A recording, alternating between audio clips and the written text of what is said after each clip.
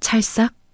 화려한 결혼식장에 아들이 어머니의 뺨을 때리는 소리가 울려 퍼졌습니다. 내가 부끄러워서 살 수가 없어요. 재벌가 딸과 결혼해 인생 역전을 꿈꾸던 아들. 그는 국밥집 어머니가 자신의 성공에 방해가 된다고 생각했습니다. 하지만 그 아들은 몰랐습니다. 어머니가 평생 숨겨온 진짜 정체를, 그리고 자신이 방금 무엇을 잃어버렸는지를 말이죠. 이제 세상에서 가장 초라했던 어머니의 가장 화려하고 잔혹한 심판이 시작됩니다. 오늘도 사연 끝까지 함께 해주세요. 화려한 크리스털 샹들리에가 연회장 천장에서 보석처럼 쏟아져 내리고 있었습니다. 성대한 성운의 결혼식이 끝나고 피로연의 흥겨운 열기가 최고조에 달해 있었습니다. 모든 것이 완벽해 보이던 그때였죠. 이야, 우리 정훈이 성공했네, 성공했어. 두둑한 축의금 봉투를 내밀었던 한 중년 남성이 쩌렁쩌렁한 목소리로 정훈의 등을 힘껏 두드렸습니다.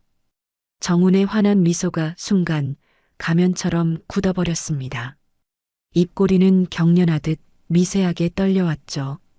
국밥집 아들이 이렇게 장가를 잘 갈 줄 누가 알았겠어? 이야, 내가 다 배가 부르네.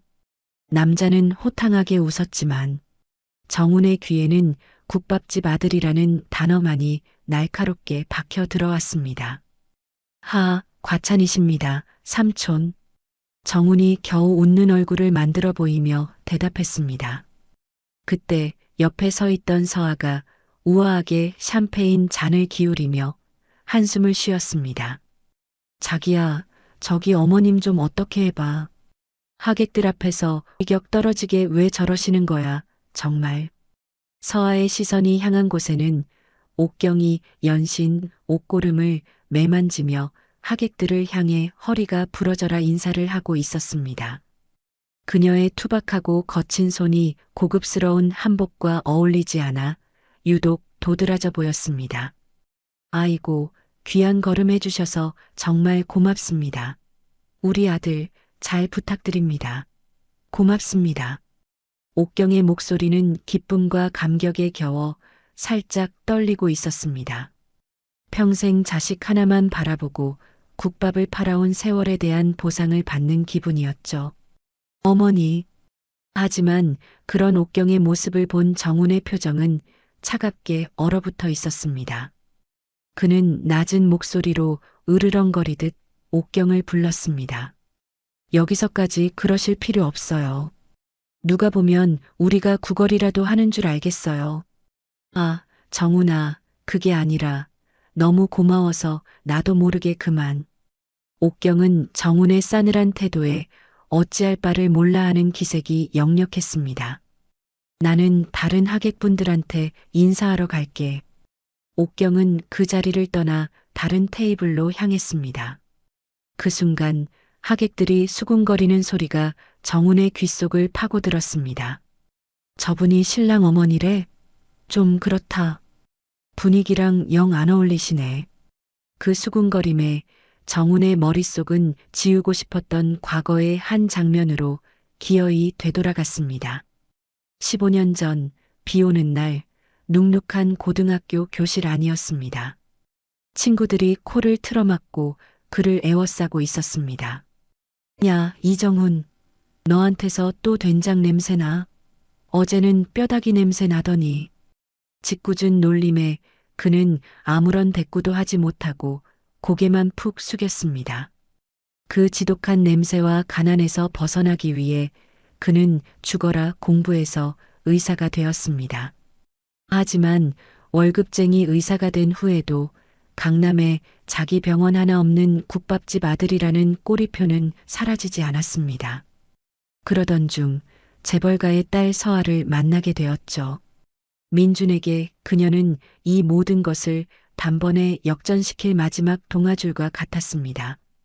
그는 자신의 모든 것을 걸고 그녀와의 결혼에 매달렸고 바로 오늘이 그 결실을 맺는 날이었습니다. 자기야, 내 친구들이 다 쳐다보고 있잖아. 정말 창피해서 얼굴을 들 수가 없어. 서아가 한숨을 푹 쉬고 다시 한번 짜증 섞인 목소리로 속삭였습니다. 정훈의 눈에 이성이 사라지고 참아왔던 분노와 열등감이 한꺼번에 터져 나왔습니다. 그는 성큼성큼 옥경에게로 걸어갔습니다. 그리고 모두의 눈앞에서 정훈의 손바닥이 무섭게 날아와 옥경의 뺨을 세차게 내리쳤습니다. 찰싹! 연회장 전체에 섬뜩할 정도의 정적이 흘렀습니다. 방금 전까지 울려 퍼지던 감미로운 축주가 뚝 끊기고 사람들의 웃음소리도 일순간 멎어버렸습니다. 정훈아, 왜? 옥경은 얻어맞은 뺨을 감싸 쥔 채 믿을 수 없다는 표정으로 아들을 바라보며 떨리는 목소리로 물었습니다. 정훈은 그런 어머니를 향해 증오가 가득 담긴 눈으로 소리쳤습니다. 제발, 제발 좀 조용히 좀 하세요. 어머니 때문에 부끄러워서 살 수가 없어요. 그의 목소리는 연회장 전체에 울려 퍼졌습니다.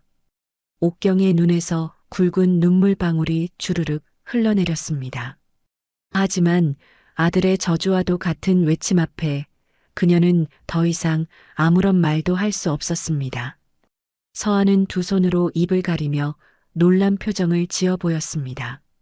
하지만 그 가려진 입술 끝에는 아무도 눈치채지 못한 만족스러운 미소가 걸려 있었죠.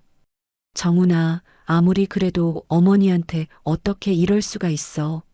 한 하객이 정훈을 말렸지만 그는 뿌리치며 다시 한번 소리쳤습니다.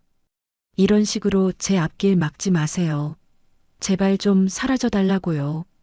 옥경은 그 자리에 얼어붙은 채 더 이상 아무런 말도 하지 못했습니다. 그저 자신에게 차가운 욕설을 퍼부으며 서 있는 아들의 모습을 말없이 바라볼 뿐이었습니다. 그렇게 아들의 화려했던 결혼식은 악몽으로 끝이 났습니다. 밤 10시가 훌쩍 넘은 시간, 인적 드문 골목길은 스산한 밤 공기로 가득 차 있었습니다. 가로등 불빛만이 희미하게 바닥을 비추고 있었죠. 그 불빛 아래로 옥경이 금방이라도 쓰러질 듯 위태로운 걸음으로 터덜터덜 걷고 있었습니다. 아들의 결혼식을 위해 난생 처음 입어본 값비싼 한복은 이제 그저 거추장스러울 뿐이었습니다. 얼마나 걸었을까. 김신의 국밥이라는 낡고 빛바랜 간판이 눈에 들어왔습니다. 삐걱거리는 문을 열고 안으로 들어서자 냉기가 확 끼쳐왔습니다. 가게 안은 텅 비어 있었고 형광등은 몇 번을 깜빡거리고 나서야 겨우 희미한 빛을 토해냈습니다. 여보, 그녀를 맞이한 것은 아무도 없는 텅 빈 가게와 가게 안 작은 사무실 책상 위에 놓인 남편의 영정사진뿐이었습니다. 옥경은 그대로 힘없이 주저앉았습니다. 아들에게 맞은 뺨은 여전히 벌겋게 부어올라 불덩이처럼 뜨거웠습니다. 그녀는 떨리는 손으로 남편의 사진을 어루만지며 겨우 목소리를 쥐어짰습니다. 여보, 우리 정훈이가 나를 때렸어요. 서러운 눈물이 뜨거운 뺨을 타고 쉴 새 없이 흘러내렸습니다. 내가 도대체 뭘 그렇게 잘못한 거예요? 내가 그렇게 창피한 엄마였나요?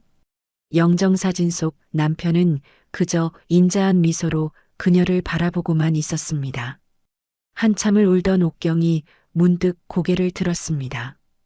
그녀는 책상 옆에 놓인 낡은 나무 상자로 기어가듯 다가갔습니다. 먼지가 뽀얗게 쌓인 상자의 녹슨 자물쇠를 열자 그 안에서 고급스러운 벨벳 상자가 모습을 드러냈습니다.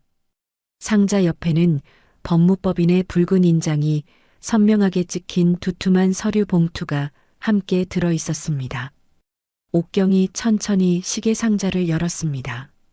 그러자 묵직한 황금빛 시계가 깜빡이는 형광등 불빛을 받아 눈부시게 빛났습니다. 당신이 그랬잖아요.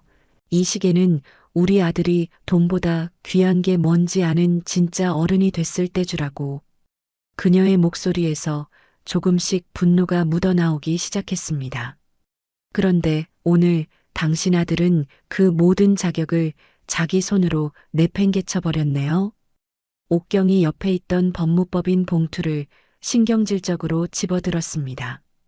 봉투 겉면에는 JM 신탁관리 위임장이라는 글씨가 적혀 있었습니다.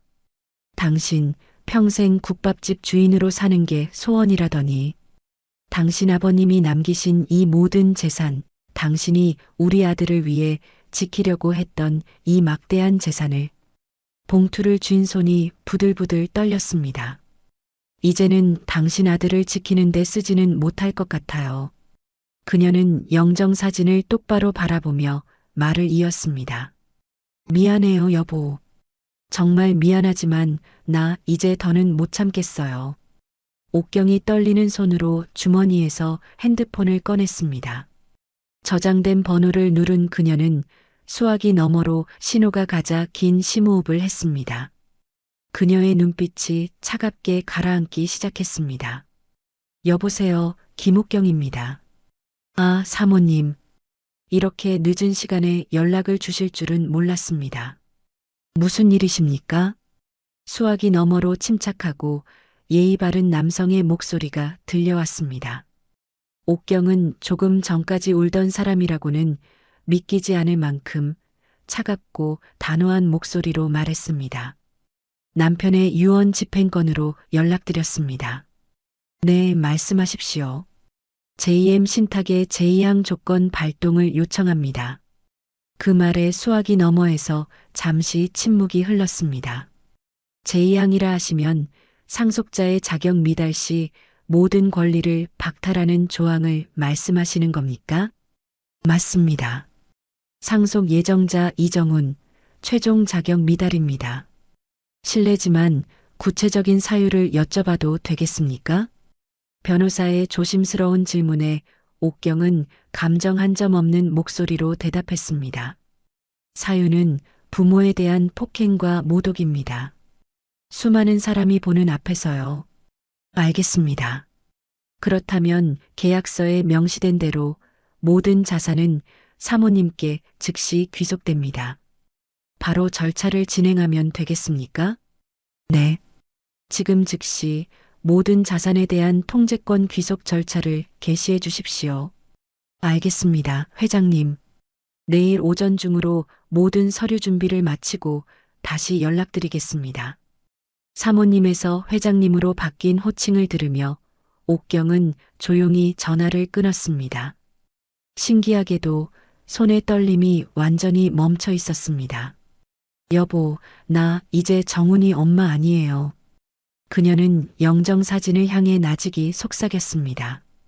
이제 그냥 김옥경으로 살 겁니다.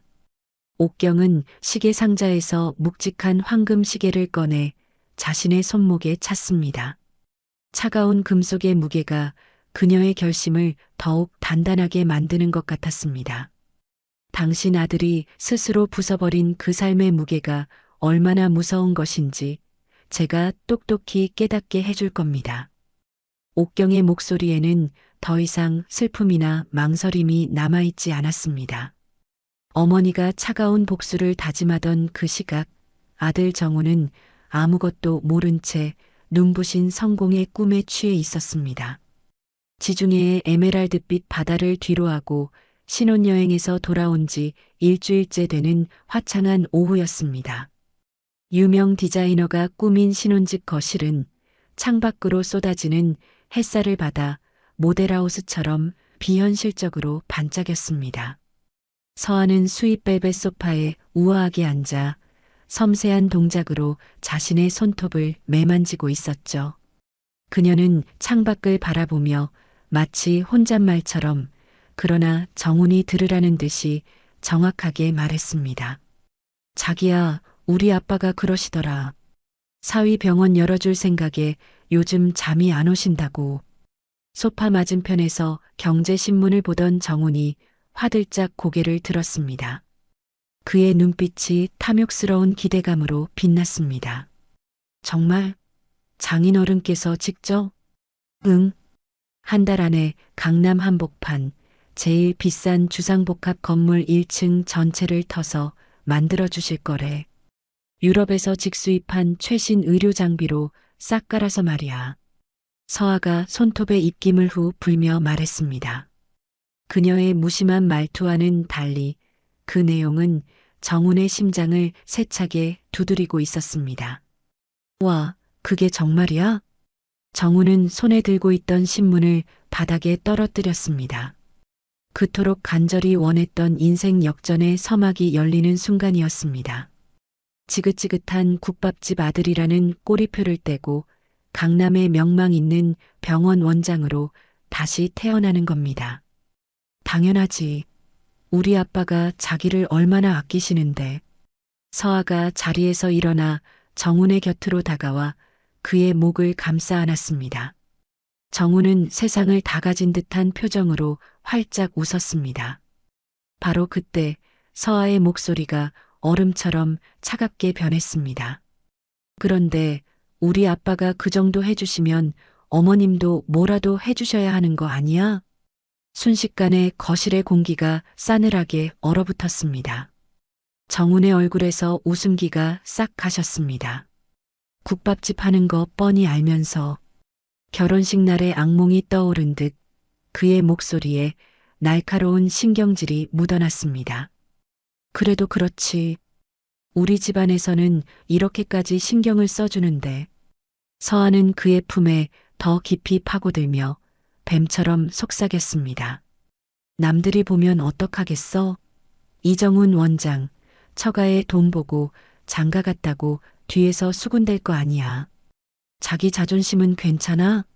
나 같으면 그 국밥집이라도 담보로 잡아서 성의 표시라도 해달라고 하겠어. 그게 아들 앞길을 터주는 부모의 도리 아니야? 서아의 말 한마디 한마디가 정훈의 아픈 곳을 정확하게 찔렀습니다. 정훈은 자기도 모르게 입술을 질끈 깨물었습니다. 그렇습니다. 이대로 처가의 도움만 받는 것은 그의 열등감을 자극하는 일이었습니다. 알았어. 내가 엄마한테 말해볼게. 정말? 역시 우리 신랑이 최고야. 서아는 기다렸다는 듯 정훈의 뺨에 가볍게 입을 맞추고 아이처럼 해맑게 웃었습니다. 어머님도 아들 위해서라면 그 정도는 당연히 해주실 거야. 안 그래? 다음 날 오후 정훈은 일부러 가장 비싼 브랜드의 옷을 꺼내 입고 김신의 국밥집 앞에 섰습니다. 가게 문을 열고 들어서자 매캐한 뼈 국물 냄새가 코를 찔렀습니다. 옥경은 허름한 고무장갑을 낀 채 산더미처럼 쌓인 그릇들과 씨름하고 있었습니다. 그 모습이 아들의 번지르르한 행색과 겹쳐지며 묘한 불쾌감을 자아냈습니다. 어머니, 정훈의 목소리에 옥경은 하던 설거지를 멈추고 천천히 돌아보았습니다. 아들의 얼굴에는 결혼식 날의 일에 대한 미안함이나 죄책감이라고는 눈곱만큼도 찾아볼 수 없었죠. 그녀는 아들이 무슨 목적으로 이곳에 왔는지 단번에 직감했습니다. 어쩐 일이니? 옥경은 모든 기대를 접고 차가운 눈으로 아들을 관찰하기 시작했습니다. 드릴 말씀이 있어서요. 정훈은 테이블 위를 손으로 쓱 닦아내고 나서야 마지못해 자리에 앉았습니다. 옥경은 그런 아들의 모습을 말없이 지켜보다가 고무장갑을 벗고 그의 맞은편에 앉았습니다. 할 말이 뭔데? 저 병원 개원합니다. 장인어른께서 강남에 차려주시기로 했어요. 아들은 보란듯이 성공 소식을 전했습니다. 하지만 옥경의 얼굴에는 기쁜 기색이 전혀 없었습니다. 그래서 본론이 뭐니? 그녀의 반응은 아들의 성공을 축하하는 어머니의 것이 아니라 용건을 묻는 채권자의 것에 가까웠습니다. 그런데 자금이 좀 더 필요하게 됐습니다. 정훈은 그녀의 싸늘한 반응에 당황했지만 애써 본론을 꺼냈습니다. 옥경의 입가에 희미한 냉소가 스쳐 지나갔습니다. 역시나 그녀는 아들의 입에서 그 말이 나오기를 기다리고 있었다는 듯 차분하게 물었습니다. 얼마나 필요한데? 한 5억 정도요. 큰 돈이구나. 옥경은 놀라지 않았습니다. 그저 사실을 확인할 뿐이었죠. 그래서 이 가게 건물을 담보로 대출을 받으면 어떨까 해서요. 바로 그때였습니다. 옥경이 찻잔을 잡기 위해 손을 뻗는 순간 정훈의 눈이 자석처럼 그녀의 손목에 달라붙었습니다. 허름한 가게 안에서 유독 혼자만 다른 세상의 물건인 듯 눈부신 황금빛 시계가 화려한 빛을 뿜어내고 있었습니다. 어머니, 그 시계는 뭐예요? 처음 보는 건데. 정훈의 목소리가 흥분으로 떨렸습니다. 이거 진짜 금 아니에요?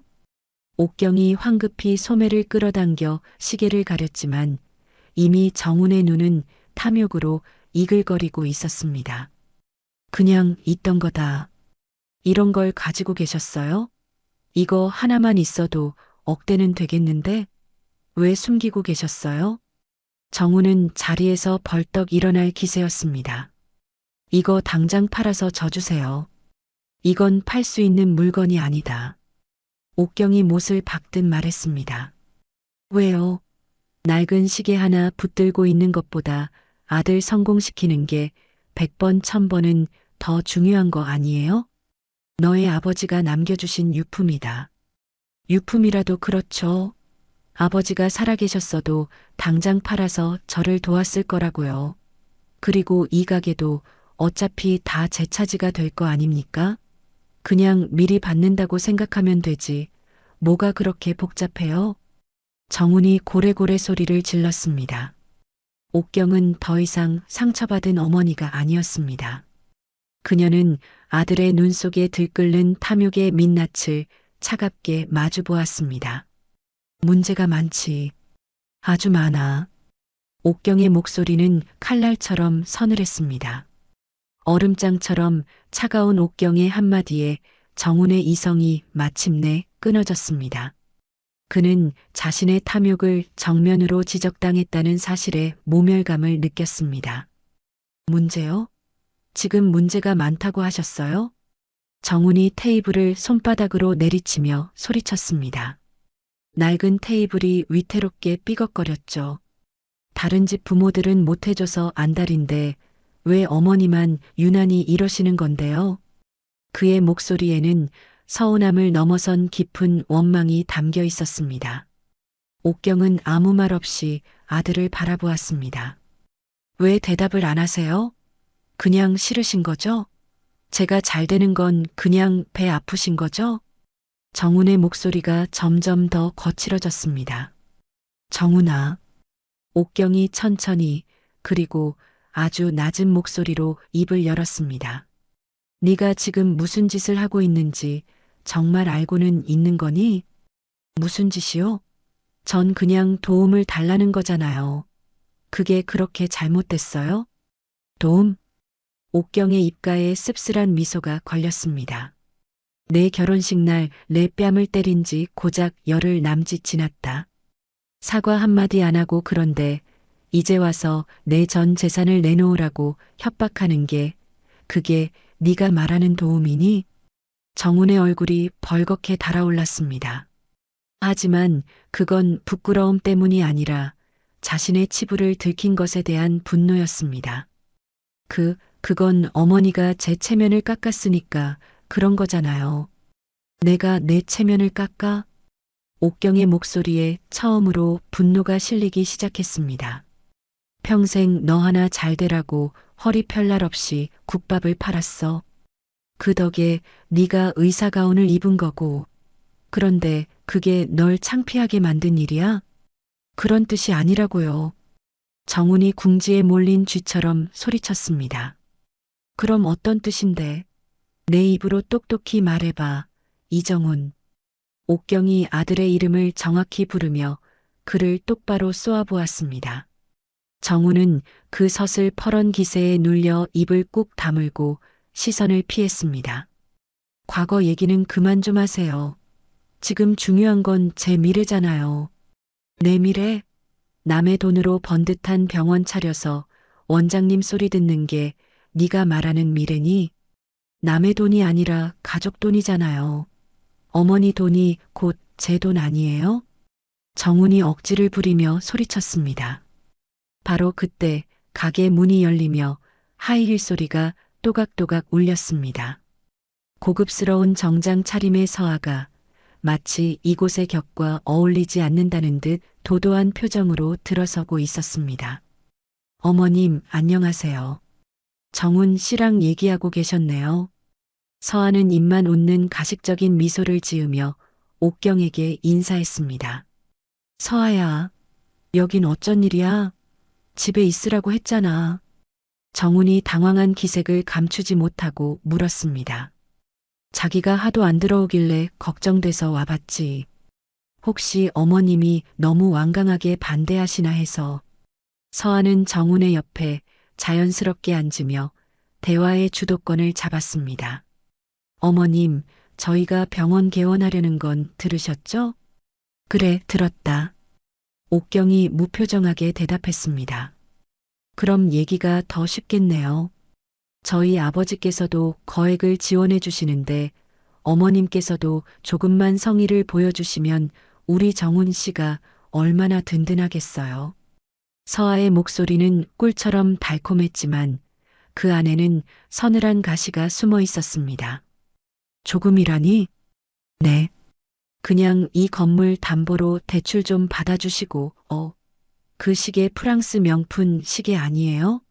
어차피 어머님께는 어울리지도 않는 것 같은데 팔아서 보태면 좋잖아요. 서아의 시선이 노골적으로 옥경의 손목으로 향했습니다. 옥경은 깊은 숨을 한번 내쉬었습니다. 아들과 며느리가 한 통속이 되어 자신을 벼랑 끝으로 몰고 있었습니다. 이 시계와 이 건물, 너희들의 더러운 탐욕을 채우는 데는 단 1원도 쓰일 수 없다. 옥경이 마지막 선을 그었습니다. 어머니, 정훈이 의자가 넘어가는 소리를 내며 벌떡 일어났습니다. 지금 그걸 말이라고 하세요? 그때 서아가 옆에서 정훈의 귀에 대고 혀를 차며 속삭였습니다. 자기 엄마 하나 설득 못해? 다른 집 남자들은 부모 재산 잘만 물려받는데 자기는 왜 이렇게 무능하냐고. 이러니까 사람들이 국밥집 아들이라고 무시하는 거 아니야. 서아의 속삭임은 정훈의 마지막 자존심을 산산조각 냈습니다. 그의 얼굴이 시뻘겋게 달아올랐습니다. 어머니, 정말 안 도와주실 겁니까? 이게 마지막 기회예요. 정훈의 목소리가 위협적으로 변했습니다. 안 돕는 게 아니다. 내게는 줄 수 없는 거다. 옥경이 차갑게 말했습니다. 그럼 어쩔 수 없네요. 정훈의 눈빛이 험악하게 변했습니다. 그는 주먹을 꽉 쥔 채 사냥감을 노려보는 맹수처럼 어머니를 노려봤습니다. 제가 직접 찾아야죠. 어머니가 꽁꽁 숨겨둔 재산들 말입니다. 분명히 이게 다가 아닐 거잖아요. 그 말에 옥경은 아들이 인간으로서 지켜야 할 마지막 선마저 넘어버렸음을 깨달았습니다. 마음속에 신락같이 남아있던 마지막 모정의 끈이 그 순간 완전히 끊어져 버렸습니다. 그래, 그렇게 하렴. 옥경이 모든 것을 체념한 듯 텅 빈 목소리로 말했습니다. 그 한마디에 정훈과 서아의 눈이 탐욕스럽게 번뜩였습니다. 드디어 어머니가 두 손 두 발 다 들고 항복하는 순간이라고 그들은 착각했습니다. 두 사람은 승자의 여유를 만끽하며 서로 눈빛을 교환했습니다. 정훈은 의기양양한 표정으로 마치 선심이라도 쓰는 듯 옥경에게 턱짓하며 말했습니다. 그럼 이제 말씀해 주시죠. 가게 등기 서류랑 다른 재산들은 어디에 숨겨두셨어요? 그의 목소리에는 어머니에 대한 최소한의 존중도 남아있지 않았습니다. 하지만 옥경의 대답은 예상과 전혀 달랐습니다. 내가 그걸 내게 왜 말해주어야 하지? 네, 방금 그렇게 하라고 하셨잖아요. 정훈이 당황해서 말을 더듬었습니다. 옥경은 그런 아들을 싸늘하게 바라보며 말했습니다. 나는 내게 무언가를 허락한 적이 없다. 네가 직접 찾겠다고 했으니 어디 한번 내 힘으로 찾아보라는 뜻이었을 뿐이야. 그제야 정우는 자신이 어머니에게 완전히 조롱당했다는 사실을 깨달았습니다. 그의 얼굴이 시뻘겋게 달아오르며 분노로 일그러졌습니다. 지금 저를 놀리시는 거예요? 나는 가만히 있었다. 네가 혼자 날뛰었을 뿐이지. 옥경이 팔짱을 끼며 조금도 물러서지 않았습니다. 그 순간 정운의 눈에 살기가 번뜩였습니다. 그는 갑자기 자리에서 일어나더니 가게 안을 미친 사람처럼 뒤지기 시작했습니다. 오래된 찬장의 문을 거칠게 열어젖히고 선반 위의 그릇들을 바닥으로 쓸어내렸습니다. 와장창 그릇 깨지는 소리가 요란하게 울려 퍼졌습니다. 지금 뭐 하는 짓이야? 옥경이 경악하며 소리쳤습니다. 제 것 찾는다고요. 어차피 전부 제 것이 될 재산인데 미리 좀 확인하는 게 뭐가 문제인데요? 정우는 계산대 서랍을 통째로 뽑아 바닥에 내동댕이 치며 소리쳤습니다. 동전과 계산서들이 사방으로 흩어졌습니다. 자기야, 잘 찾아봐. 서아가 옆에서 기름을 부었습니다. 그런 중요한 서류는 보통 안방에 있더라. 장롱 깊숙한 곳이나 침대 밑 같은데. 그 말에 정운이 곧장 안방으로 향했습니다. 옥경이 다급하게 그의 앞을 막아섰습니다. 그만해라, 정운아. 거긴 내 아버지와 나의 공간이야. 너는 들어갈 자격 없어. 비켜요. 정운은 어머니를 마치 길가의 돌멩이처럼 거칠게 밀쳐냈습니다. 아! 옥경은 그대로 밀려나 벽에 등을 세게 부딪히고는 바닥으로 주저앉았습니다. 하지만 정우는 비틀거리는 어머니를 돌아보지도 않은 채 그대로 안방으로 들어갔습니다. 안방에서는 장롱문이 뜯겨나갈 듯한 소리와 함께 서랍이 열리고 닫히는 소리가 광란처럼 울려 퍼졌습니다. 분명히 여기 있을 거야. 어딘가에 숨겨뒀을 거야. 정우는 무언가에 홀린 사람처럼 중얼거리며 방안을 쑥대밭으로 만들었습니다. 벽에 기댄 채 겨우 몸을 일으킨 옥경이 안방 문 앞에 서서 애원했습니다. 정훈아, 제발, 제발 그만해. 찾았다. 그때 정훈이 낡은 서랍장 가장 깊숙한 곳에서 뽀얀 먼지를 뒤집어 쓴 서류 봉투 하나를 찾아냈습니다. 등기권리증이라는 글자가 선명했습니다. 역시 여기 있었어. 내 말이 맞았잖아. 정훈이 봉투를 보물처럼 흔들며 환호성을 질렀습니다. 그 손에 든 거 당장 내려놔라. 옥경이 얼음처럼 차가운 목소리로 명령했습니다. 왜요? 이거 이제부터 제 건데요? 정훈은 봉투를 자신의 품에 보란 듯이 끌어안았습니다. 그건 내 것이 아니다. 그럼 누구 건데요? 어차피 저한테 물려주실 거잖아요. 정훈이 코웃음을 쳤습니다. 옥경이 아들에게 다가가 봉투를 빼앗으려 했습니다. 이리 내놔. 싫어요. 옥경과 정훈 사이에 격렬한 몸싸움이 벌어졌습니다. 자기야, 뭐하고 있어? 그 모습을 지켜보던 서아가 날카롭게 소리쳤습니다. 시계, 그 비싼 시계도 뺏어야지. 그 말에 정훈의 눈이 다시 한번 탐욕으로 번들거렸습니다. 그는 어머니와 실랑이를 벌이는 와중에 다른 한 손으로 옥경의 손목을 우악스럽게 붙잡았습니다. 이것도 내놔요. 이것도 이제 제 거라고요. 정훈이 짐승처럼 힘을 주어 시계를 빼앗으려 했습니다. 안 돼. 이것만은 안 돼. 옥경이 필사적으로 저항하며 그의 손을 뿌리치려 했습니다. 그 순간 정훈이 이성을 잃고 어머니를 있는 힘껏 밀어버렸습니다. 아! 옥경은 비명과 함께 균형을 잃고 그대로 딱딱한 시멘트 바닥에 나동그라졌습니다. 쿵 하는 둔탁한 소리가 가게 안에 울렸습니다. 정우는 바닥에 쓰러져 신음하는 어머니를 본 채만 채 손에 든 등기권리증 봉투가 무사한지부터 확인했습니다. 옥경은 넘어진 충격으로 부딪힌 무릎을 부여잡고 고통스럽게 신음했습니다. 자기야, 빨리 챙겨서 나가자. 이러다 사람 오겠어. 서아가 정훈의 팔을 잡아 끌며 재촉했습니다. 이게 다 어머니 때문이에요. 정훈은 바닥에 쓰러진 어머니를 향해 저주를 퍼부었습니다. 진작에 순순히 내주셨으면 이렇게까지 할 필요도 없었잖아요. 옥경이 고개를 들어 아들을 바라보았습니다. 아들의 눈에는 증오와 적개심만이 가득했습니다. 자신을 향한 일말의 연민이나 죄책감은 찾아볼 수 없었죠. 시계는 됐어요. 이것만 있으면 돼요. 정훈이 등기권리증 봉투를 흔들어 보이며 말했습니다. 그는 마지막으로 쓰러진 어머니를 내려다보며 차가운 한마디를 내뱉었습니다. 그러게 처음부터 고집 피우지 말았어야죠. 정훈은 그 말을 끝으로 서아와 함께 가게를 뛰쳐나갔습니다. 텅 빈 가게 안 부서진 집기들 사이로 옥경만이 홀로 남겨졌습니다. 찢어진 무릎에서 피가 흘러내렸지만 그보다 아들이 남긴 마음의 상처가 훨씬 더 깊고 아팠습니다. 그녀는 떨리는 손으로 바닥을 짚고 겨우 몸을 일으키고 남편의 영정사진을 바라보며 나직이 중얼거렸습니다.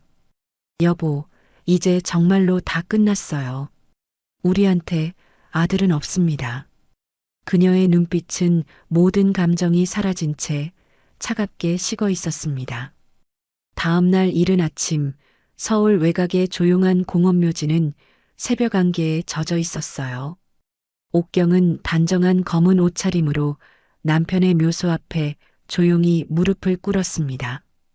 그녀의 무릎 위로 어제의 폭력으로 생긴 상처를 감싼 붕대가 희미하게 보였죠. 그녀는 차가운 비석을 쓸쓸하게 어루만지며 떨리는 목소리로 입을 열었습니다. 여보, 나왔어요. 나 이제 우리 훈이 엄마로 살지 않으려고요. 마침 불어온 바람이 그녀의 흐트러진 머리카락을 쓸어넘겼습니다. 이제 그냥 김옥경으로 살래요. 당신의 아내 김옥경으로만 살겠습니다. 옥경은 옆에 놓아두었던 가방에서 소담한 국화 꽃다발을 꺼내 비석 앞에 조심스럽게 내려놓았습니다.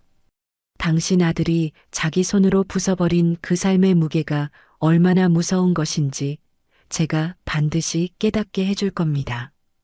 옥경은 자리에서 일어나 흐트러짐 없는 자세로 남편의 묘를 향해 깊이 절을 올렸습니다. 그러니 하늘에서 꼭 지켜봐 주세요, 여보. 이 모든 것의 마지막까지. 그로부터 3일 후, 옥경의 인생이 녹아있던 김신의 국밥의 낡은 간판이 철거업체 직원의 손에 들려 허공에 매달렸습니다. 가게 안의 모든 집기들은 트럭 위로 무자비하게 던져지고 있었죠. 평생의 흔적들이 한순간에 먼지처럼 사라지는 순간이었습니다. 사장님, 이 간판은 어떻게 처리할까요?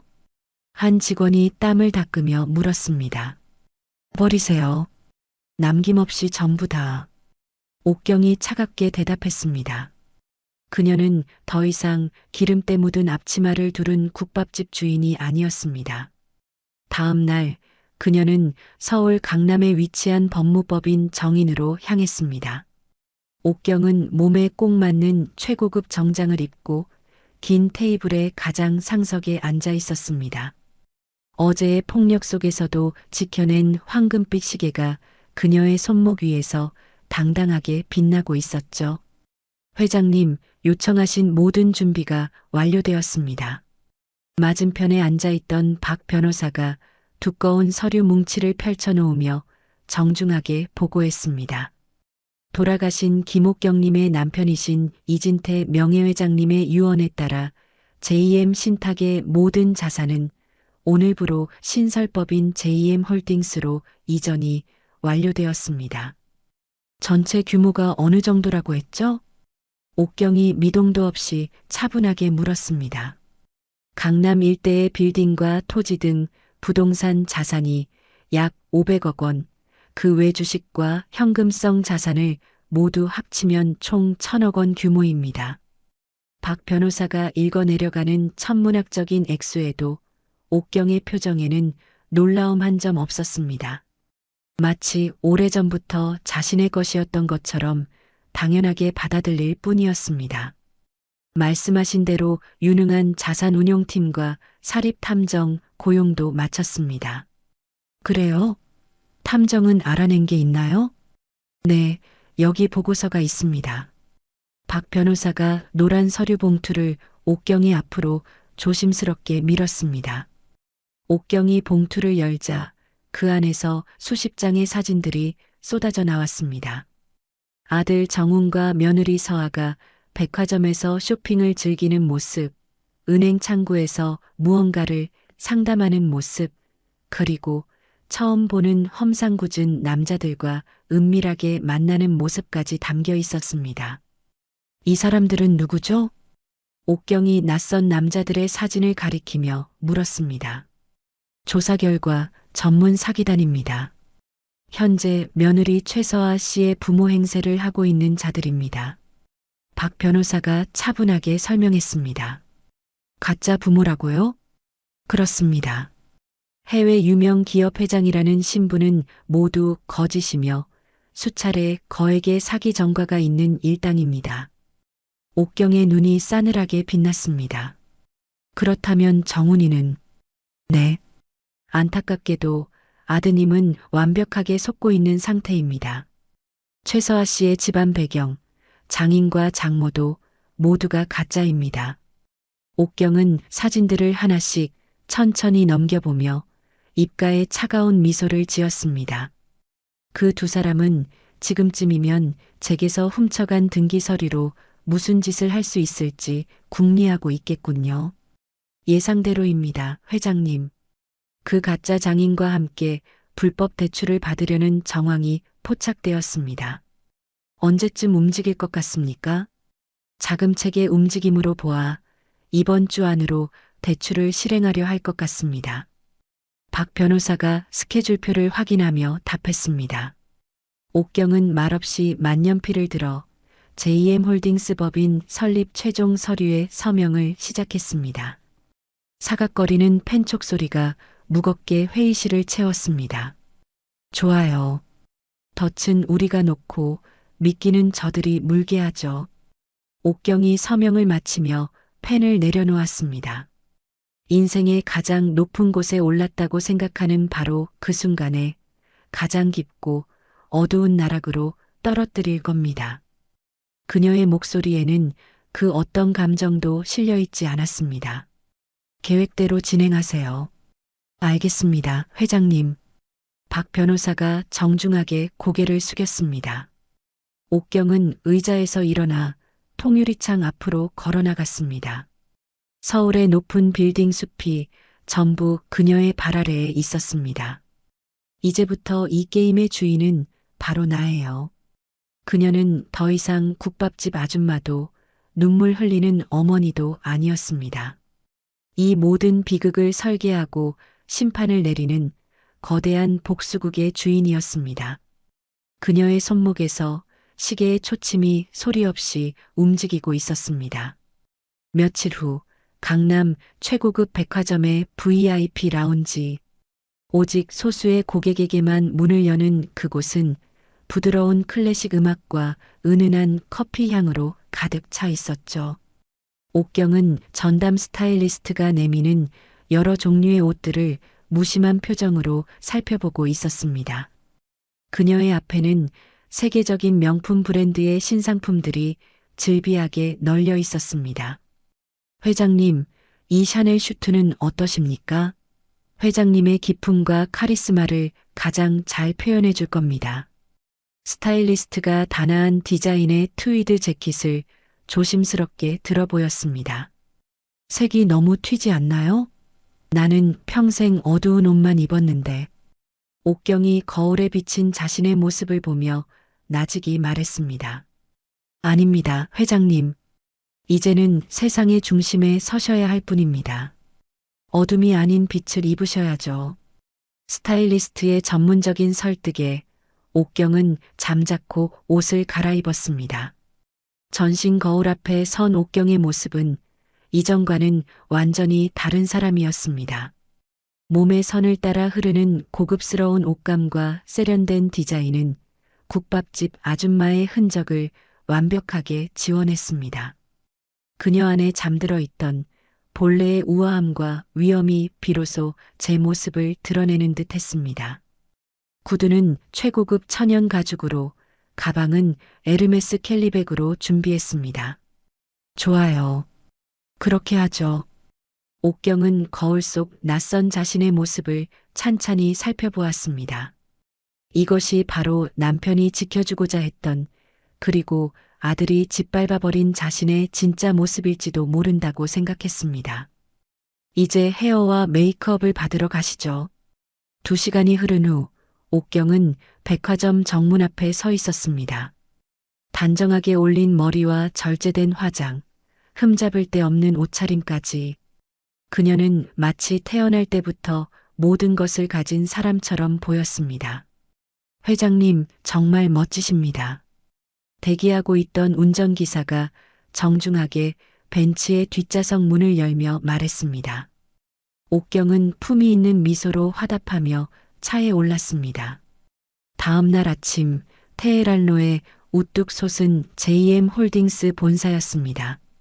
옥경이 로비에 들어서자 모든 직원들이 하던 일을 멈추고 일제히 일어나 90도로 허리를 숙였습니다.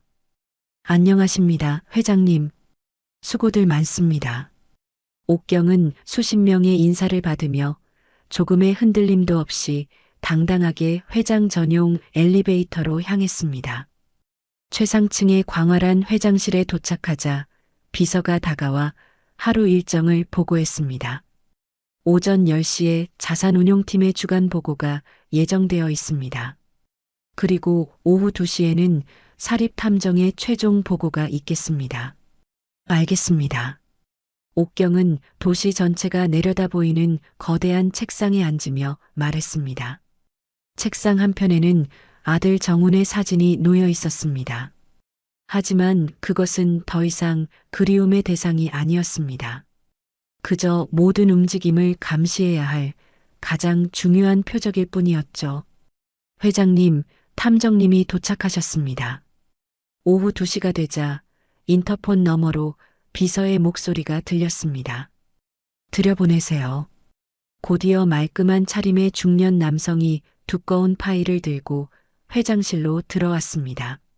아드님께서 훔쳐간 등기권리증을 이용해 이 사기단과 함께 불법 사채 대출을 시도하고 있습니다. 사진 속에는 정훈이 어두운 표정으로 낯선 남자들에게 서류를 건네는 모습이 선명하게 담겨 있었습니다. 언제 대출 계약을 할 예정이죠? 이번 주 금요일 오후 2시 강남의 한 투자 컨설팅 회사에서 만나기로 약속을 잡았습니다. 그 회사도 물론, 네, 사기단이 운영하는 위장 회사입니다. 단기 임대한 사무실에 그럴듯한 간판만 걸어놓은 상태입니다. 옥경은 아들이 사기꾼들의 소나기에서 놀아나는 모습을 말없이 지켜보았습니다. 모든 증거는 확보된 겁니까? 물론입니다, 회장님. 대화 녹취, 동영상 촬영까지 완벽하게 준비되어 있습니다. 좋아요. 옥경은 의자에 등을 깊숙이 기댄 채 잠시 생각에 잠겼습니다. 그녀의 손목에서 아버지의 시계가 차가운 빛을 발했습니다. 금요일 그 현장에 저도 가겠습니다. 회장님께서 직접 가시겠습니까? 탐정이 놀란 듯 물었습니다. 네.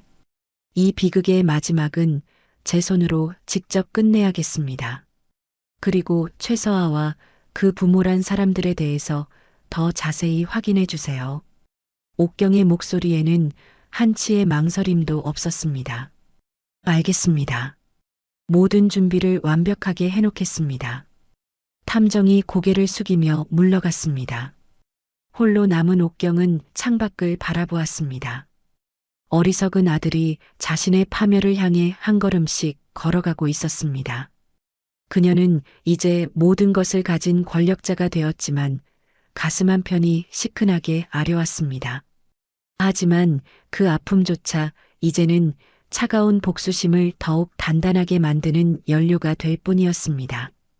그리고 마침내 운명의 금요일 아침이 밝았습니다. JM 홀딩스 최상층의 회장실은 폭풍 전야처럼 무겁고 고요한 긴장감이 감돌고 있었습니다. 옥경은 거대한 책상 앞에 앉아 마지막 보고서를 한 장 한 장 꼼꼼하게 검토하고 있었습니다. 그녀의 앞에는 아들 이정훈과 며느리 최서아의 모든 죄악이 기록된 두꺼운 파일들이 산처럼 쌓여 있었죠. 그때 박 변호사가 노크와 함께 회장실로 들어와 정중하게 인사했습니다. 회장님, 작전 개시 전 최종 점검 보고 드리겠습니다. 네, 시작하시죠. 옥경이 들고 있던 만년필을 조용히 내려놓으며 말했습니다. 먼저 최서아와 그 일당의 과거 사기 행각에 대한 자료입니다. 박 변호사가 첫 번째 파일을 열어 옥경의 앞에 펼쳐 보였습니다. 그 안에는 여러 남자들의 사진이 들어 있었습니다. 2019년 대구의 개업의사, 2020년 부산의 유망한 변호사, 2021년 서울의 대형 회계법인 소속 회계사 모두 아드님과 비슷한 조건을 가진 젊은 전문직 남성들이었습니다. 옥경은 자신과 같은 비극을 겪었을지도 모를 다른 어머니들의 아들들 사진을 말없이 넘겨보았습니다. 피해 규모는 어느 정도였습니까? 현재까지 파악된 것만 총 27억 원에 달합니다. 결혼을 미끼로 신뢰를 쌓은 뒤 사업 자금이나 투자금 명목으로 한 명당 평균 5억에서 30억 원씩을 뜯어냈습니다. 정말 악질적인 인간들이군요. 옥경의 목소리가 얼음처럼 차가워졌습니다. 그리고 이것이 최서아의 진짜 신상 정보입니다. 박 변호사가 주민등록증 사본과 함께 여러 장의 사진을 보여주었습니다. 본명 김미영, 최종 학력은 고등학교 중퇴. 이후 수년간 유흥업소를 전전하다가 총책인 김철수를 만나 이 사기단에 합류했습니다. 옥경은 서아의 과거 사진들을 들여다보았습니다. 짙은 화장과 반항적인 눈빛을 한 지금의 세련된 모습과는 전혀 다른 거친 삶의 흔적이 고스란히 남아있는 얼굴이었습니다. 가짜 부모라는 자들의 정체는요? 김철수, 전과 칠범의 상습 사기꾼이자 이 사기단의 총책입니다. 박영희는 그의 동거녀이자 공범이고요. 박 변호사가 설명을 이어갔습니다. 두 사람 모두 연기력이 매우 뛰어나 의심 많은 피해자들도 완벽하게 속여 넘겼습니다. 결국 정훈이는 처음부터 끝까지 저들의 연극에 노란한 거군요. 옥경이 길게 한숨을 내쉬었습니다. 안타깝지만 사실입니다. 첫 만남이었던 맞선 주선자부터 결혼식 하객들 일부까지 모두 그들이 돈으로 고용한 배우들이었습니다. 바로 그때 회장실 문이 급하게 열리며 사립 탐정이 뛰어들어왔습니다. 회장님, 긴급 상황입니다. 무슨 일이죠? 방금 정보가 들어왔습니다. 정훈 씨와 서아 일당이 계약 시간을 갑자기 앞당겼습니다. 지금 바로 계약 장소로 이동 중이라고 합니다. 옥경이 자리에서 벌떡 일어났습니다. 지금 시각이 오전 11시 30분입니다. 현장 도착까지 30분 정도 걸릴 테니 12시 정각에 계약서에 서명할 것으로 보입니다. 우리 쪽 준비는 문제 없습니까? 옥경이 한치의 망설임도 없이 재킷을 걸치며 물었습니다. 네, 회장님.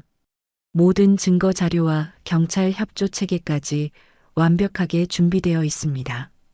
박 변호사가 서류 가방을 챙기며 대답했습니다. 좋습니다. 지금 바로 출발하죠. 옥경이 위풍당당하게 회장실을 걸어 나갔습니다.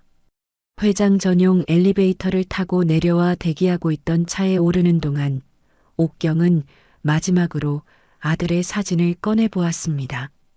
의사 가운을 입고 세상에서 가장 행복한 듯 환하게 웃고 있는 모습이었습니다. 어쩌다 이렇게까지 됐을까? 정말 바보 같은 내 아들. 옥경이 나직이 중얼거렸습니다. 회장님, 그래도 마지막 순간에는 아드님께 모든 진실을 알려주시는 것이 맞다고 생각합니다. 옆자리에 앉은 박 변호사가 조심스럽게 말했습니다. 물론입니다. 그 아이도 저 사기꾼들에게는 명백한 피해자니까요.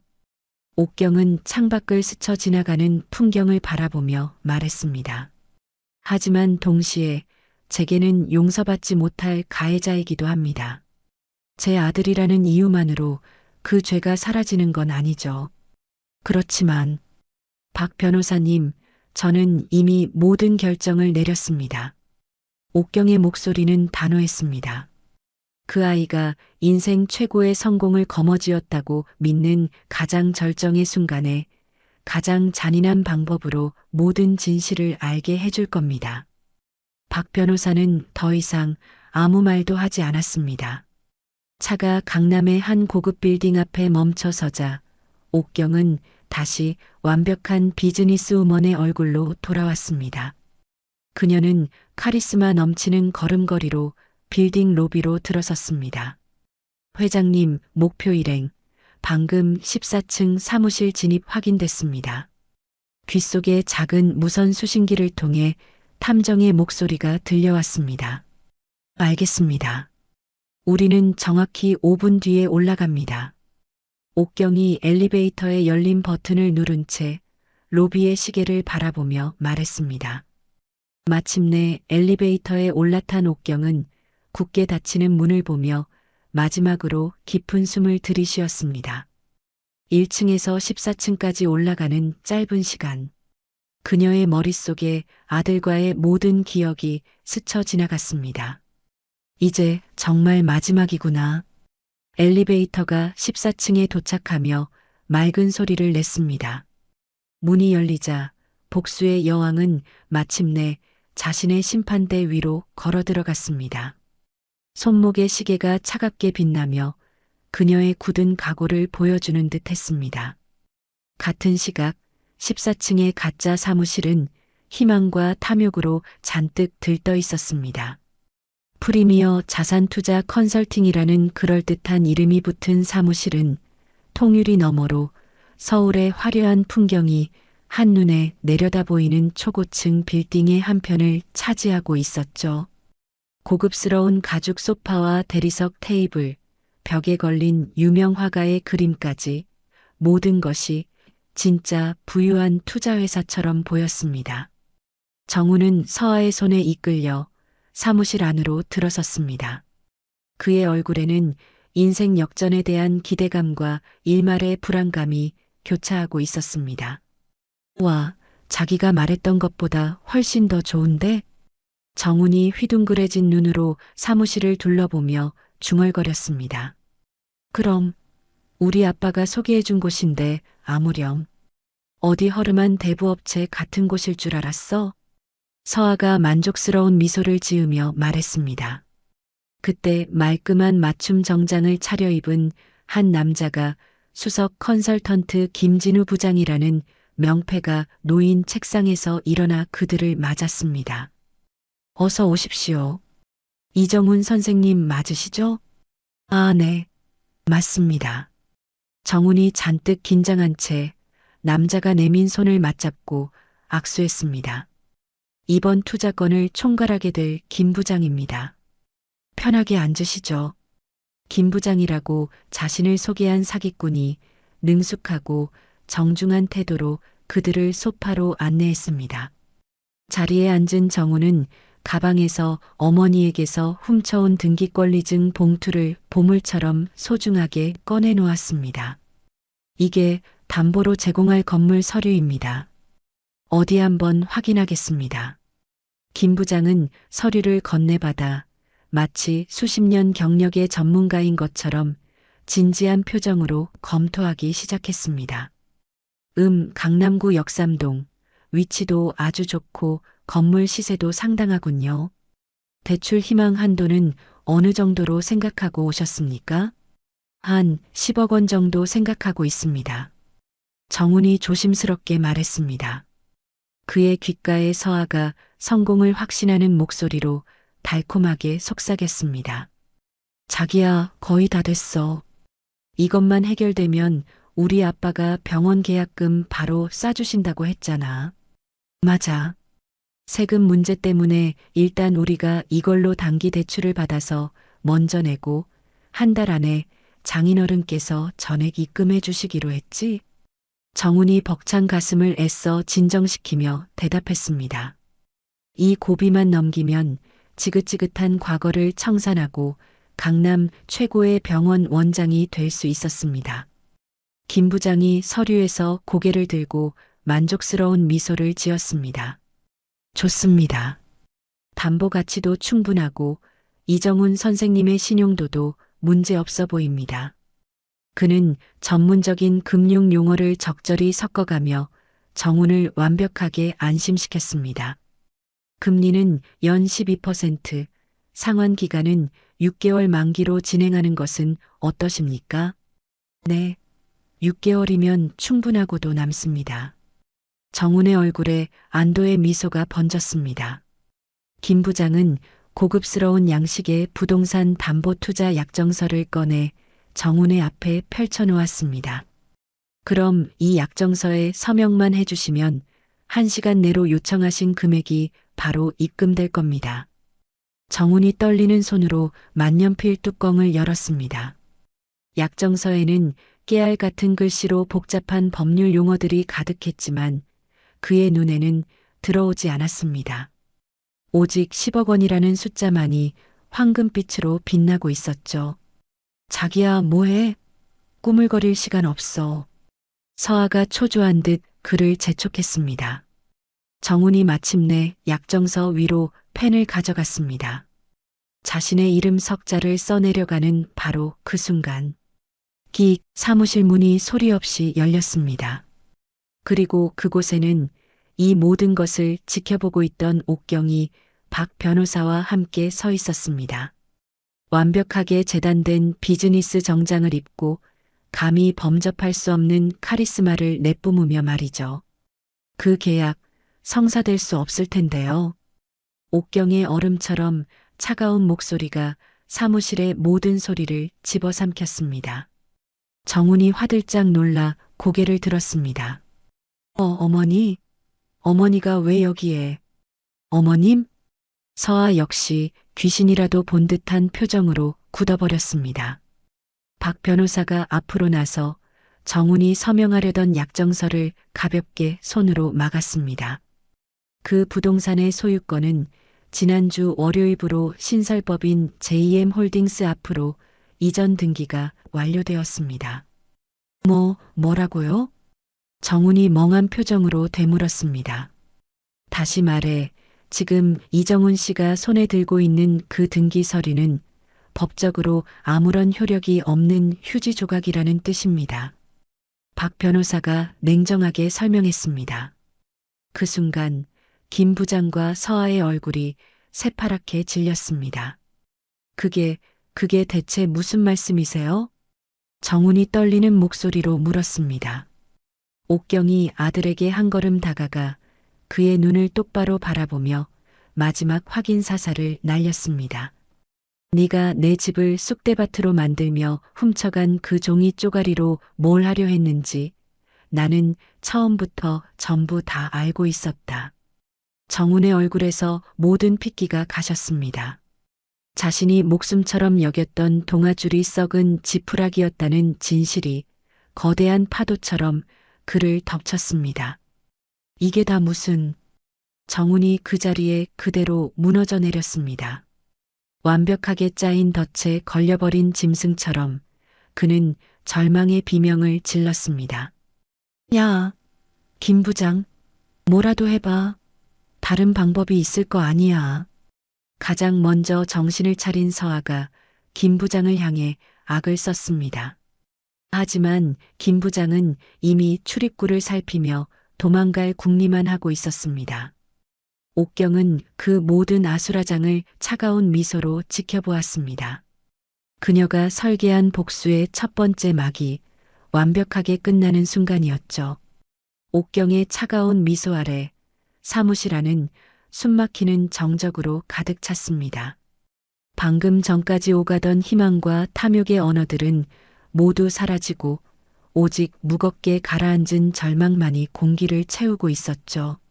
정우는 의자에서 일어나 다리가 풀린 사람처럼 비틀거리며 서아의 팔을 붙잡았습니다.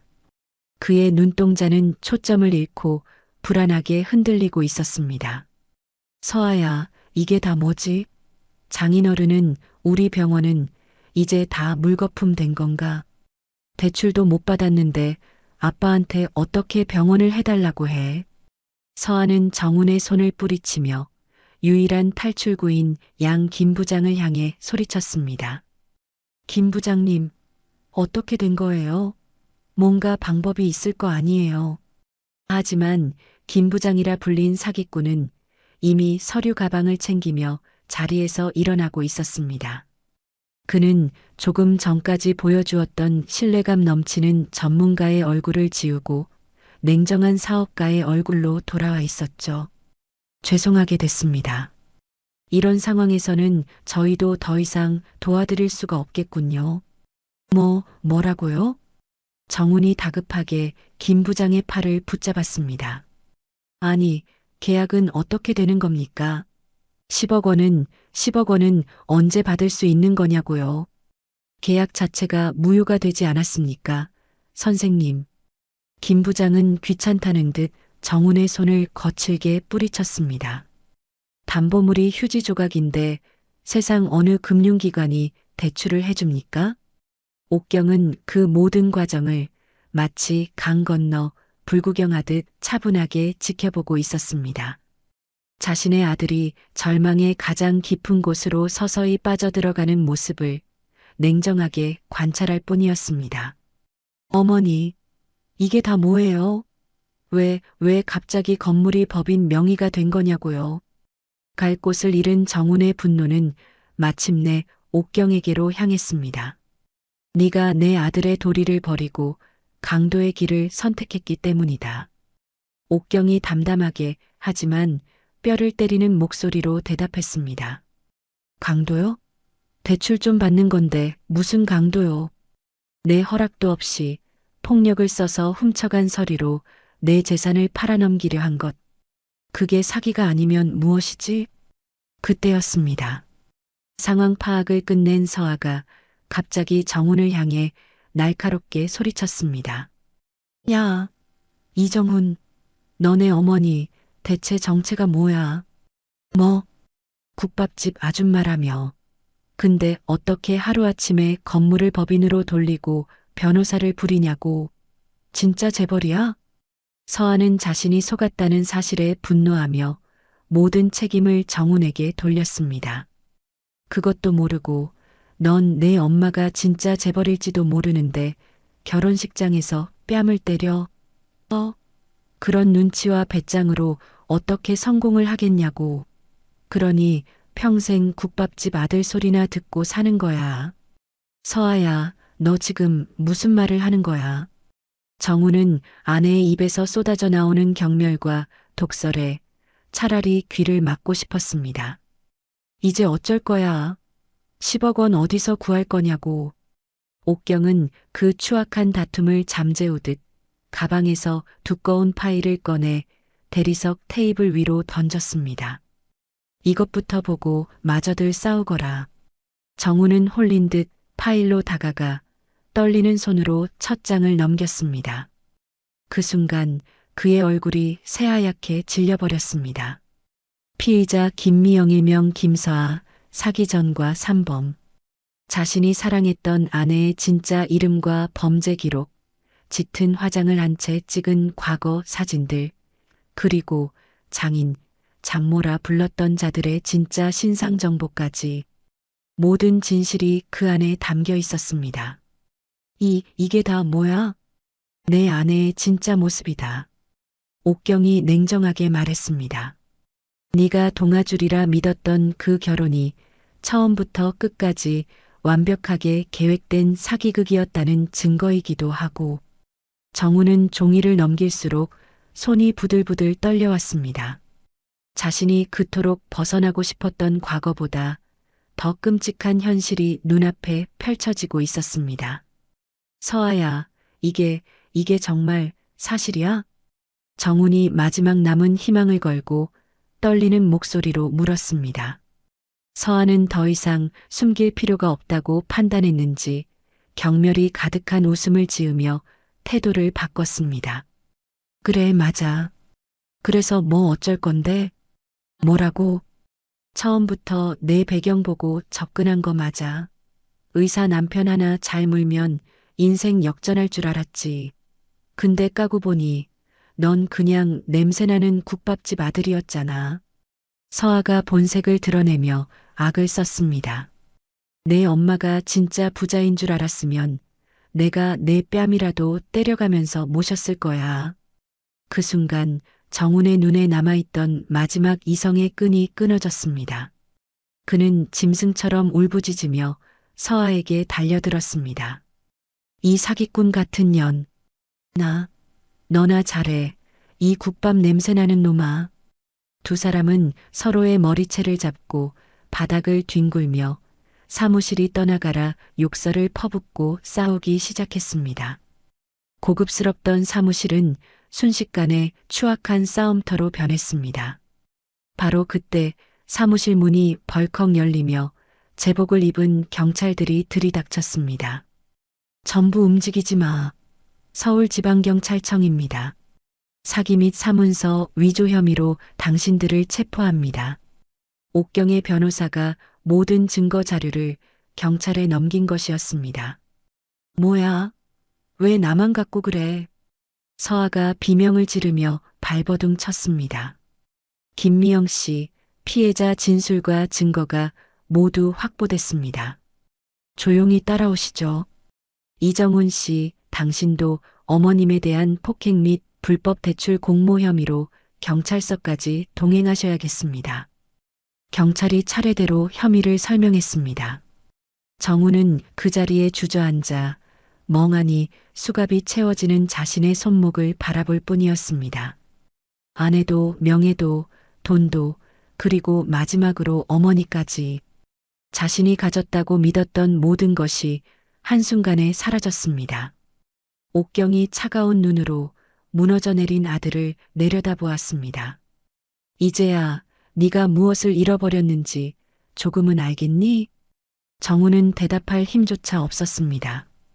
자신의 어리석은 탐욕이 자신의 존재 자체를 파멸시켰음을 뼈저리게 깨달았을 뿐입니다. 옥경은 그 말을 끝으로 조용히 돌아서서 아수라장이 된 사무실을 걸어 나갔습니다. 그녀가 설계한 복수의 두 번째 막이 완벽하게 끝나는 순간이었습니다. 그렇게 모든 것이 폭풍처럼 끝나고 사흘이라는 시간이 흘렀습니다. 경찰서에서 조사를 받고 풀려난 정우는 넋이 나간 사람처럼 서울 거리를 정처 없이 헤매고 있었습니다. 며칠 동안 씻지도 먹지도 잠들지도 못해 그의 얼굴에는 거친 수염이 까맣게 내려앉아 있었죠. 한때 그의 자부심이었던 비싼 옷은 구겨지고 더러워진 채 그의 초라한 신세를 대변해주고 있었습니다. 거짓으로 빛나던 강남의 신혼집도 그의 명예를 증명해주던 의사가운도 이제는 모두 신기루처럼 사라져버렸습니다. 아내 최서아는 구속되었고 장인이라 믿었던 사기꾼들도 모두 철창 신세를 지게 되었다는 소식만 들려왔습니다. 이제 나 어디로 가야 하지? 정훈이 텅 빈 눈으로 중얼거리며 걸었습니다.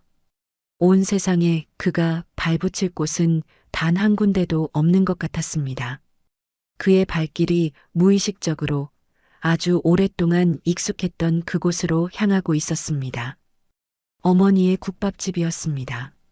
모든 것을 잃었지만 저 가게만큼은 엄마는 나를 버리지 않으실 거야. 그는 신락 같은 마지막 희망을 품었습니다. 하지만 익숙한 골목 어귀에 다다른 순간 그는 자신의 눈을 의심하며 그 자리에 얼어붙었습니다. 이게 뭐야?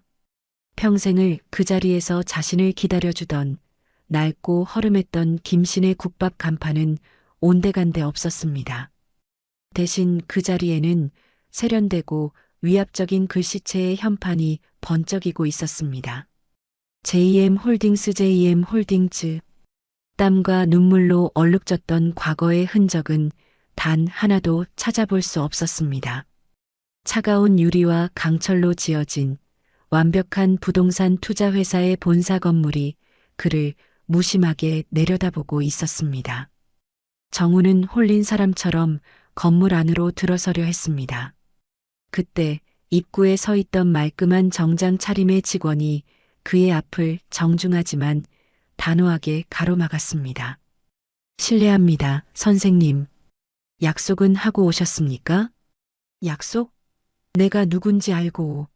나 여기 아들이야.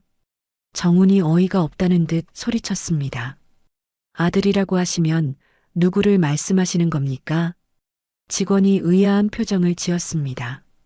김옥경 사장, 아니, 김옥경 회장 아들이라고. 아, 회장님 말씀이시군요. 죄송하지만 사전 약속 없이는 면회가 불가능하십니다. 뭐? 비켜. 정우는 직원을 거칠게 밀치고 건물 안으로 뛰어들어갔습니다. 기름때 낀 테이블과 의자는 사라지고 눈부신 대리석 바닥과 분주하게 움직이는 직원들로 가득 찬 로비가 펼쳐졌습니다. 모든 것이 낯설었습니다. 어머니, 엄마, 어디 계세요? 정훈이 목청껏 소리쳤습니다. 저 왔어요. 정훈이라고요. 이정훈. 로비의 모든 직원들이 행색이 남루한 그를 이상한 사람처럼 쳐다보았습니다. 보안 요원들이 다급하게 그에게 다가오려던 순간이었습니다. 2층 회장실 앞 난간에서 옥경이 그를 차가운 표정으로 내려다보고 있었습니다. 어머니. 정훈이 계단을 향해 달려가려 했습니다. 조용히 해라. 옥경의 차갑고 위험 있는 목소리가 그의 발을 그 자리에 멈춰 세웠습니다. 올라오너라. 회장실로 따라 들어간 정우는 그 압도적인 화려함에 숨을 쉴 수조차 없었습니다. 도시 전체를 발 아래에 둔 듯한 통유리창과 수천만 원을 호가하는 고급 가구들. 이곳은 그가 알던 어머니의 세상이 아니었습니다. 어머니, 이게 다 뭐예요? 정훈이 멍하니 주변을 둘러보며 물었습니다. 너의 아버지가 내게 남겨준 유산이다. 옥경이 거대한 책상 의자에 앉으며 말했습니다. 아버지가요? 그럼 왜 우리는 평생을 그렇게 가난하게 살았던 거예요? 내 아버지의 유언이었으니까. 내 아들이 돈의 가치보다 사람의 도리를 먼저 아는 진짜 어른이 될 때까지 이 모든 것을 숨겨두라고 하셨다. 그 말에 정훈의 무릎이 꺾이며 옆에 있던 의자에 주저앉았습니다. 모든 퍼즐 조각이 맞춰지는 순간이었습니다. 그럼 어머니, 저는 이제 정말 아무것도 없습니다. 정훈이 무너지기 직전의 목소리로 애원하기 시작했습니다. 아내도 명예도 돈도 다 잃었어요.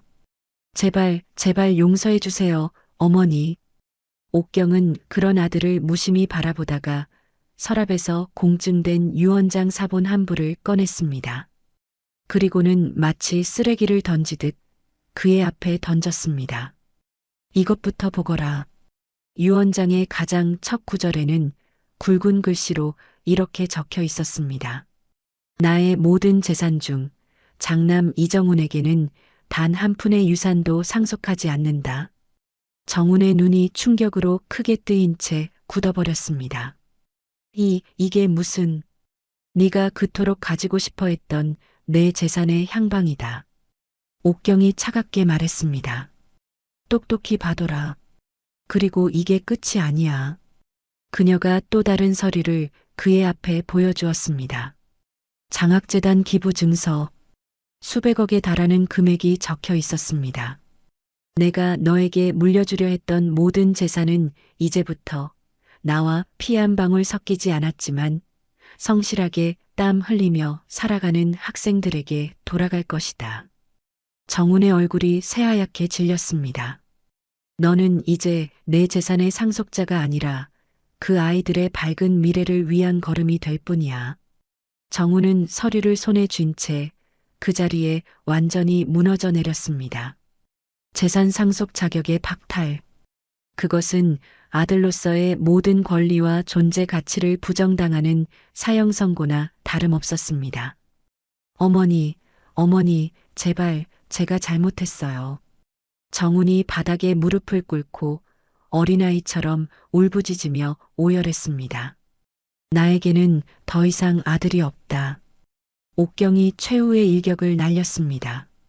그녀는 아들의 처절한 울음소리를 뒤로 한 채 창밖으로 시선을 돌렸습니다. 더 이상 그를 돌아보지 않았습니다. 어머니라는 이름의 세상에서 완전히 쫓겨난 후 계절이 바뀌고 몇 달의 시간이 흘렀습니다. 차가운 바람이 부는 서울 외곽의 한 대형 건설 현장이었습니다. 정훈은 더 이상 새하얀 의사가운을 입지 않았습니다. 어머니에게 휘두른 폭력과 불법 대출 시도 혐의로 그의 의사 면허는 정지되었고 남은 것이라고는 수억 원의 빚과 페류나라는 오명뿐이었죠. 먼지와 소음으로 가득 찬 현장에서 그는 안전모를 쓴 채 하루하루를 버텨내고 있었습니다. 어이, 거기 신입. 놀지 말고 저기 쌓아놓은 철근이나 빨리 옮겨. 현장 반장이 쉰 목소리로 소리쳤습니다. 네, 알겠습니다. 정훈은 허리를 숙여 대답하며 자신의 팔보다 굵은 철근을 어깨에 짊어졌습니다. 한때 메스를 들고 섬세한 수술을 집도했던 그의 손은 이제 굳은 살이 박이고 시멘트 가루에 거칠어져 있었습니다.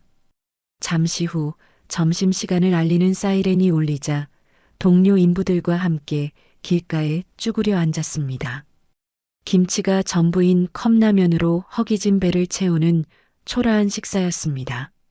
형님은 원래 무슨 일 하셨어요? 왠지 이런 일이랑은 영 안 어울리시는 것 같은데.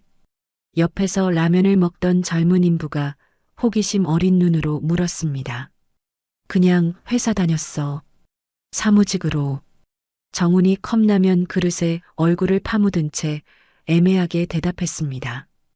에이, 거짓말. 그럼 왜 여기서 이렇게 고생하고 계세요? 여긴 정말 아무나 버티는 곳이 아닌데. 그냥 살다 보니 그렇게 됐어. 사정이 좀 있었어. 정훈이 말을 흐리며 국물을 마셨습니다. 바로 그때였습니다.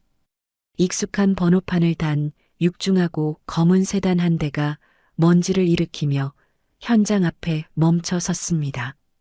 정훈의 심장이 쿵하고 바닥으로 내려앉았죠. 운전기사가 공손하게 차 문을 열어주자 안에서 한 여인이 내렸습니다. 한치의 흐트러짐도 없는 최고급 정장, 세월의 흔적 대신 위엄과 기품만이 느껴지는 얼굴, 그리고 당당한 걸음걸이. 와, 저분은 누구야? 무슨 영화배우 같네. 진짜 대단해 보인다. 동료 인부가 감탄하며 중얼거렸지만 정훈은 아무 대답도 할 수 없었습니다. 그 여인은 바로 그의 어머니 김옥경이었습니다. 옥경은 현장 소장으로 보이는 남자의 안내를 받으며 새로 골조가 올라가는 빌딩을 가리키고 있었습니다.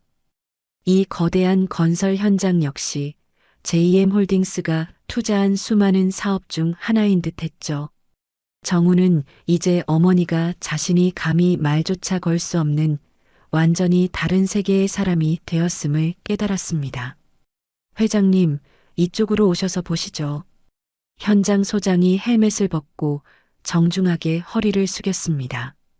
옥경이 고개를 끄덕이며 무언가를 지시하기 위해 손을 들어 올리는 순간 기울어진 가을 햇살이 그녀의 손목에 정확히 부딪혔습니다. 그리고 그곳에서 눈을 멀게 할 듯 강렬한 황금빛이 뿜어져 나왔습니다. 정훈 자신이 그토록 탐내고 빼앗으려 했던 아버지의 유품, 바로 그 시계였죠. 정훈은 그 빛에 홀린 사람처럼 한동안 멍하니 그 시계만 바라보았습니다. 자신이 그저 비싼 금덩어리로만 보았던 그 시계. 아버지가 아들의 어른됨을 위해 남겨두었던 마지막 선물. 어머니가 평생의 땀과 희생으로 지켜왔던 마지막 자존심. 그 순간 그의 귓가에 오래전 돌아가신 아버지의 목소리가 메아리처럼 울렸습니다. 훈아, 이 시계는 돈보다 소중한 것들의 무게를 아는 진짜 어른이 되었을 때 아버지가 줄 선물이야. 철없던 어린 시절의 자신이 아버지에게 반발했던 기억도 떠올랐습니다. 아버지, 그럼 진짜 어른은 대체 언제가 되는 건데요? 그건 언젠가 내 스스로가 깨닫게 되는 날이 올 게다. 정훈의 눈에서 뜨거운 눈물이 왈칵 쏟아져 내리기 시작했습니다. 이제야 알 것 같았습니다. 자신이 그토록 경멸했던 어머니의 국밥 냄새와 주름진 손이야말로 진짜 세상이었음을, 자신이 그토록 갈망했던 부와 명예는 한순간의 거짓말로도 무너져 내리는 허망한 모래성이었음을, 자신이 훔치려 했던 것은 단순한 시계와 건물이 아니라 자신의 뿌리이자 부모님의 삶 그 자체였다는 것을 너무나도 늦게 깨달아 버렸습니다. 형님, 왜 우세요? 무슨 일 있어요? 옆에 있던 동료가 걱정스럽게 물었습니다. 정우는 아무 대답도 할 수 없었습니다. 옥경은 길 건너편의 아들을 끝내 발견하지 못한 채 다시 차에 올라 유유히 현장을 떠났습니다. 어머니, 정훈이 흙먼지 묻은 손으로 얼굴을 감쌌습니다. 터져나오는 울음을 도저히 참을 수가 없었습니다. 자신의 어리석음이 불러온 이 처참한 결과의 무게가 수십 개의 철금보다 무겁게 온몸을 짓눌렀습니다. 그는 더러운 길바닥에 그대로 주저앉아 세상이 떠나가라 목 놓아 통곡했습니다. 제가 잘못했습니다. 어머니, 아버지, 미안해요. 정말 미안해요. 하지만 그의 처절한 후회와 용서는 이미 너무 멀리 떠나버린 어머니에게 결코 닿을 수 없었습니다. 차가운 가을바람이 건설 현장의 먼지를 실어 나르며 그의 눈물을 말려주었지만 가슴에 새겨진 상처는 영원히 아물지 않을 것이었습니다. 그로부터 몇 년의 세월이 흘러 세상은 많은 것이 변해 있었습니다. 서울의 스카이라인이 보석처럼 반짝이는 JM 홀딩스 최상층 회장실에는 마지막 불빛이 꺼지지 않고 있었습니다. 옥경은 거대한 원목 책상에 앉아 하루의 마지막 서류에 막힘없이 서명하고 있었죠. 회장님, 내일 오전 일정 다시 한번 확인해 드릴까요? 젊은 비서가 회장실로 들어와 정중하게 물었습니다. 아니요, 됐습니다. 오늘은 이만 퇴근하도록 하죠. 옥경이 만년필 뚜껑을 닫으며 말했습니다. 알겠습니다. 그럼 먼저 퇴근해 보겠습니다. 회장님, 수고했어요. 비서가 조용히 물러나자 광활한 회장실에는 깊은 고요함만이 내려앉았습니다. 옥경은 의자에 등을 깊숙이 기대고 잠시 눈을 감았다가 창밖으로 시선을 돌렸습니다. 사무실 한쪽 벽면에는 그녀가 지난 몇 년간 받아온 각종 표창장과 감사패들이 빈틈없이 걸려 있었습니다. 자선사업 공로상, 대한민국 교육발전 기여상, 올해의 모범 기업인상, 눈부신 성공의 증거들이었죠. 정말 많이도 받았구나. 옥경이 혼잣말처럼 나직이 중얼거렸습니다. 그녀가 전 재산을 털어세운 희망 장학재단은 지난 몇 년간 3,000명이 넘는 학생들의 꿈을 지원했습니다. 가난하지만 성실하게 땀 흘리는 아이들에게 그녀는 기꺼이 날개가 되어 주었어요. 옥경의 시선이 집무실 중앙에 놓인 유리관으로 향했습니다. 그 안에는 남편의 유품인 황금빛 시계가 조용히 자신의 시간을 새기고 있었습니다. 여보, 내가 잘한 걸까요? 옥경이 유리관으로 천천히 다가가 차가운 유리를 부드럽게 쓰다듬으며 속삭였습니다. 당신이 말했던 이 시계가 상징하는 진짜 가치를 저 아이들은 언젠가 알게 될까요? 시계는 대답 대신 묵묵히 째깍거리는 소리만 들려줄 뿐이었습니다. 옥경은 자신의 자리로 돌아와 굳게 잠겨있던 가장 아래 서랍을 열었습니다. 그리고 그 안에서 두꺼운 파일을 하나 꺼냈습니다. 사립탐정이 한 달에 한 번씩 정기적으로 가져오는 보고서였습니다. 이정훈 근황 보고서. 현재 서울 외곽 H건설 현장에서 3년째 근무 중. 맡은 업무를 성실하게 수행하여 동료들 사이에서 평판이 좋음. 경제적으로는 여전히 어려우나 빚을 갚기 위해 건전한 생활을 유지하고 있음. 옥경은 보고서를 한 줄 한 줄 천천히 읽어 내려갔습니다. 그녀의 표정은 복잡 미묘했습니다. 그래도 이제는 철이 조금은 든 모양이구나. 보고서의 마지막 장에는 안전모를 쓴 정훈의 최근 모습이 담긴 사진이 첨부되어 있었습니다. 고된 노동으로 얼굴은 검게 그을리고 거칠어졌지만 예전과 같은 경박함이나 탐욕은 찾아볼 수 없는 훨씬 차분하고 깊어진 눈빛이었습니다. 어머니를 찾으려는 시도나 과거에 대한 언급은 전혀 없는 것으로 파악됨. 옥경은 그 마지막 구절을 읽으며 씁쓸한 미소를 지었습니다. 그래, 차라리 그게 너와 나를 위해 좋은 거겠지. 옥경은 자리에서 일어나 거대한 통유리 창가로 다가갔습니다. 발 아래에는 그녀가 이룩한 모든 것이 보석처럼 반짝이고 있었습니다.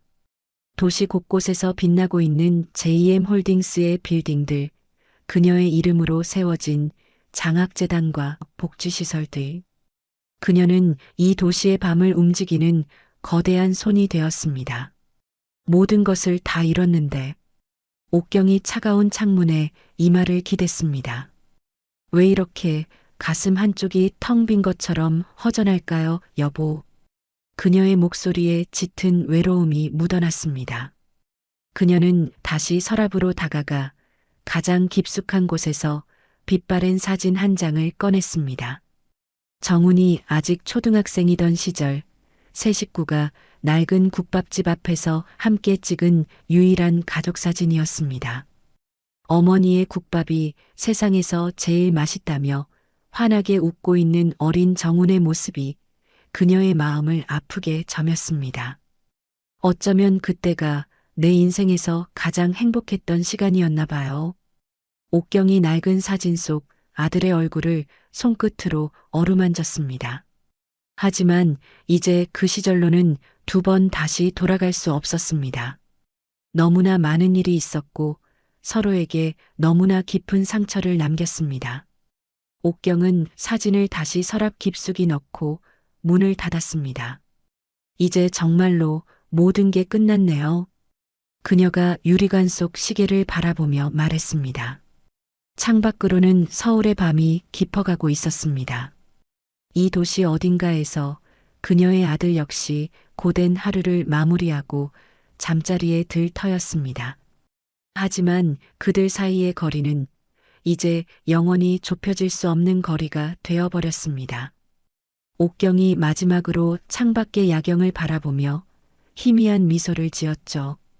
그것은 모든 것을 이룬 자의 눈부신 영광이자 동시에 가장 소중한 것을 잃어버린 자의 고독한 승리였습니다. 째깍째깍 시계의 초침 소리만이 조용한 회장실에 울려 퍼지며 또 하나의 하루가 저물어가고 있었습니다.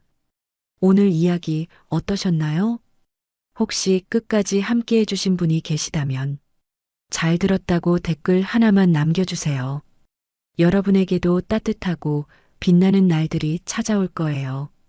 구독과 좋아요는 다음 이야기를 이어가는 큰 힘이 됩니다. 지금까지 오늘도 사연이었습니다. 더 깊고 따뜻한 이야기로 다시 찾아뵐게요. 편안한 하루 보내세요. 감사합니다.